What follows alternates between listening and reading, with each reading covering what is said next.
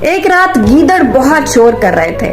بادشاہ نے وزیر کو طلب کیا اور پوچھا کہ گیدڑ کیوں شور کر رہے ہیں۔ وزیر چونکہ بہت زیادہ عقل مند ہوا کرتے تھے تو وزیر نے جواب دیا کہ بادشاہ سلامت، یہ خوراک کی تنگی کا شکار ہیں، یہ فریاد کر رہے ہیں۔ تو بادشاہ سلامت نے حکم دیا کہ فوراً ان کے کھانے پینے کا انتظام کیا جائے۔ تو وزیر نے کچھ مال اپنے گھر بھجوا دیا، کچھ اپنے رشتہ داروں اور دوستوں کو بھجوا دیا۔ لیکن رات کو پھر وہی گیدڑوں کی آوازیں آنا شروع ہو گئیں۔ تو بادشاہ نے وزیر کو طلب کیا اور پوچھا کیا کھانے پینے کا انتظام نہیں کیا گیا کہ گیدڑ اتنی آوازیں نکال رہے ہیں؟ تو وزیر نے کہا بادشاہ سلامت، کھانا بھجوا دیا گیا ہے لیکن یہ سردی کی وجہ سے پریشان ہے۔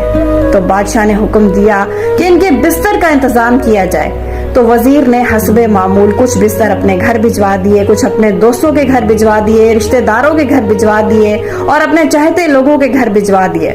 لیکن پھر تیسری رات وہی آوازیں، وہی گیدڑوں کا شور۔ بادشاہ نے وزیر کو طلب کیا اور غصے میں پوچھا کیا ان کے بستر کا انتظام نہیں کیا گیا؟ تو وزیر نے کہا بادشاہ سلامت، بستروں کا انتظام کر دیا گیا ہے۔ تو بادشاہ نے کہا تو پھر یہ شور کیوں کر رہے ہیں؟ وزیر نے اب بادشاہ کو اوکے کی رپورٹ تو دینی ہی تھی۔ تو وزیر باہر گیا اور کہا میں پتہ کر کے آتا ہوں۔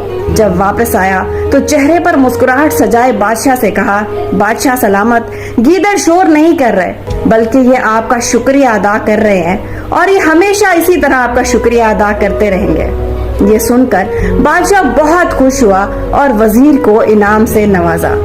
یہی حال میرے ملک کا بھی ہے۔ یہاں بیماری سے زیادہ طبیب سے پریشان ہیں، دشمن سے زیادہ محافظ سے پریشان ہیں، ملزم سے زیادہ منصف سے پریشان ہیں، عوام مہنگائی سے پریشان ہے، لیکن رپورٹ سب اوکے دی جا رہی ہے۔